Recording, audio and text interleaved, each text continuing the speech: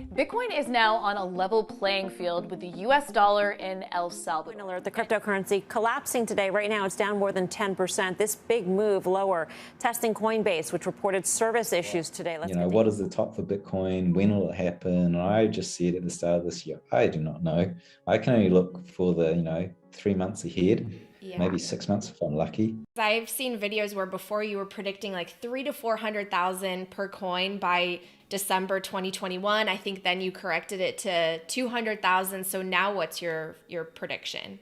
Well, I don't actually make predictions. Everyone says I'm predicting this and that. All I'm doing is reading the value of a particular model that I have that continually tracks the price over its entire history. That model gives you an upper bound of where price can go.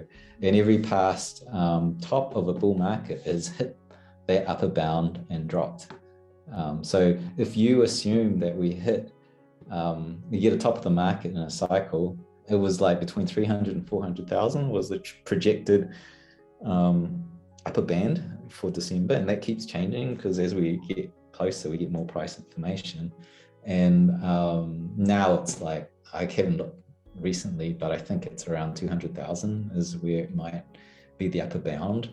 But if you take into the context of this other on-chain data we have, it means that we're not going to have a market top, like a traditional cyclic market top where everything goes into a mania phase and everything runs up and then we have a blow off top and we come back down.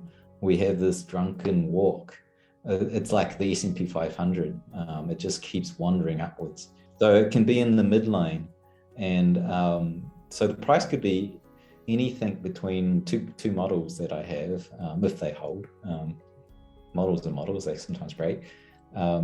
So the upper bound is like 200,000 plus, right? And then there's the lower bound, which is, I think it's below the current price.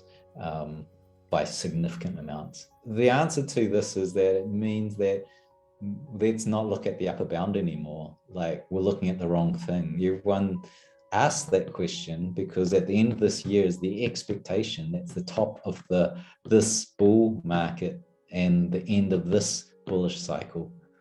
If you remove the idea that we're going to have an end of this bull market like all the other cycles and we do this drunken wander, then this model doesn't really matter too much. And the idea of what is our price end of this year doesn't matter too much because people basically want to know when are they going to sell their coins and go to cash and wait out another year till this thing bottoms. And it's just interesting. It just means maybe you shouldn't be selling. Maybe like we should be like equity investors who just invest and wait for this thing to keep going up without trying to time this market. It's obviously worth timing the market if you're going to lose 80% of your value over the next year. But, we've just seen a pullback of, 50% pullback, and then it's recovered over 2 months. Like I can see a lot of these things happening, but that's not a bear market for Bitcoin. The bear market of Bitcoin is 80% and 6 to 12 months. Well, I was curious about one of your recent macro observations where you said that the bull market could continue into 2022. What are the signs that you saw that indicate that? It's so one of the ways in which I measure demand and supply, and ultimately a lot of the things I do on chain is grappling with like what is the real demand and supply between investors. Like there's a ratio you can run between, it's really simple, I call it supply shock. It's how many coins can't you get if you want to buy versus the coins that you can get. So as the amount of coins grow that in the supply that aren't selling, I'm not selling, versus the people that are super speculative and they'll sell it at any price if they think the price is going to go down. So you run that ratio, and there's many ways you can go who's not selling versus selling, right? There's many views into that lens. And one of the lenses that Glassnode use, which is the provider of data I use mostly, they look at who are long-term holders based on their coins not moving for 5 months. So anyone who's held their coins for more than 5 months, those coins aren't moving. They haven't moved in 5 months. They're probably not going to move.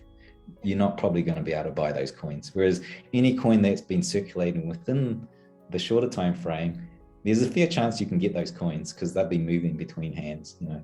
And so you run that ratio, and because it's a very long term, it takes 155 days for a coin to age into from short term to long term. It's a very smooth graph, and it's very macro. It's very sure, right? It's very like once a coin's reached 5 months of age, it's unlikely to change its behavior in a volatile way. And so when you run supply shock on that, you'll see the demand, essentially supply shock going up to these peaks. And those peaks coincide with mass accumulation by these long-term investors, and they also coincide with all the historical bottoms where a floor was put on the price by long-term investors because they keep accumulating, and anyone who's selling, they buy, and it keeps the price at the bottom. And eventually, once it dries out, no one's selling, the selling's exhausted, price moves up. And so we were in one of these accumulations. The last one ended at October last year.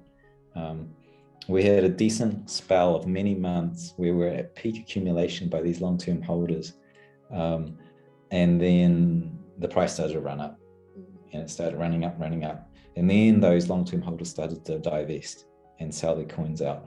And that actually has led, it culminated with the price dropping down to our $30,000 range from the 60 to even 64,000. And then since then, the same pattern's happening, that they're accumulating, but we're not actually at peak accumulation. And it takes, you can gauge the time, you kind of gauge the time in which this happens. And I'm like, it looks like we've got another at least a month or two to get to fully accumulating. Based on historically, it takes this amount of time. And then after that, with high probability, you can say, well, once they're accumulated, then the price can run up because all the coins have taken off the market. And then it takes months for that to run up, right? And so like you work out the time frames, it's like, man, we're going to blow past this year and we're going to keep running up. And every bull market in the history of Bitcoin tends to peter out around the Christmas time of the year following the halvening, which we had. The schedule really is for this bull market to peter out around December onwards. And currently the on-chain data is saying otherwise. And it's really difficult to mess with the fundamental data. Like people were wondering what is the top for Bitcoin? When will it happen? And I just said at the start of this year, I do not know. I can only look for the, 3 months ahead, maybe 6 months if I'm lucky. And now that we're approaching our fourth quarter, the data looks quite different from any other cycle we've seen before. And people keep thinking that we'll, template this bull bear cycle to past ones. And if you look on chain structurally, everything looks different. And actually every cycle was structurally different as well.